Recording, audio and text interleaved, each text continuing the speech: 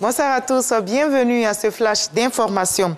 Le Conseil national de sécurité vient de se réunir. La rencontre présidée par le chef de l'État, Alassane Ouattara, avait à l'ordre du jour 2 points, la situation sécuritaire et l'évolution de la maladie à coronavirus dans notre pays.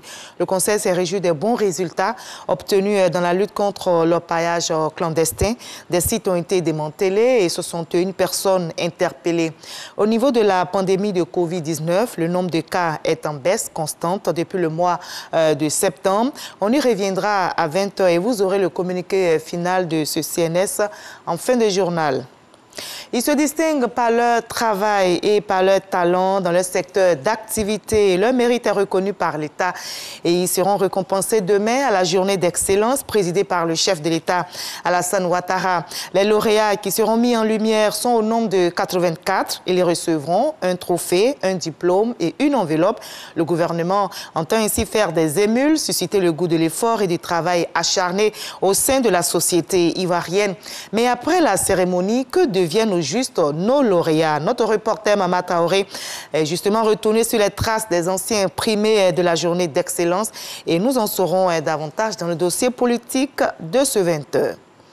Le 5e recensement général de la population et de l'habitat de Côte d'Ivoire démarre le 8 novembre prochain pour une durée de 21 jours et cela concerne toute l'étendue du territoire. Mais avant cela, le Premier ministre ivoirien Patrick Achi a présidé une réunion du Conseil national de recensement. L'objectif est de s'assurer du bon état de préparation du processus. Alexis Ouedraogo.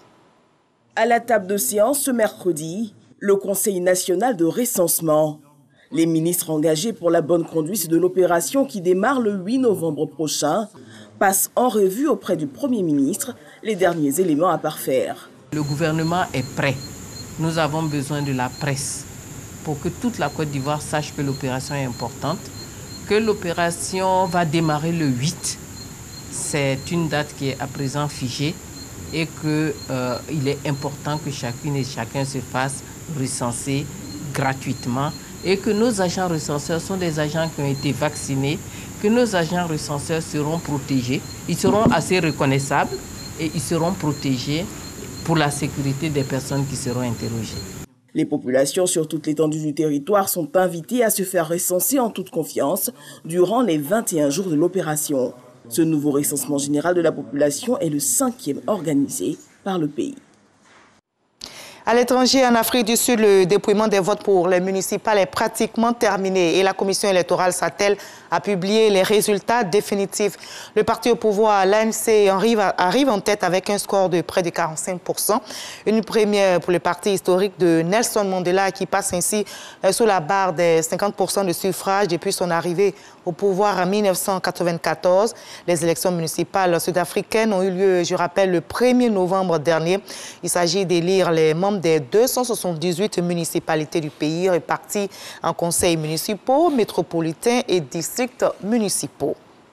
En Éthiopie, l'état d'urgence a été proclamé après la prise par la rébellion tigréenne d'un verrou stratégique dans le nord du pays. La route menant à la capitale est ainsi ouverte pour les rebelles. Les combats se sont désormais déportés vers le sud, mais aussi vers l'est en direction de l'autoroute stratégique reliant Addis Abeba et Djibouti. L'armée fédérale semble s'être repliée en partie sur la capitale où de nombreux soldats venant du front ont été vus ces derniers jours, mais aussi sur Débré-Béran, la dernière ville sur la route menant à Addis Abeba et vers laquelle avancent désormais les rebelles tigréens.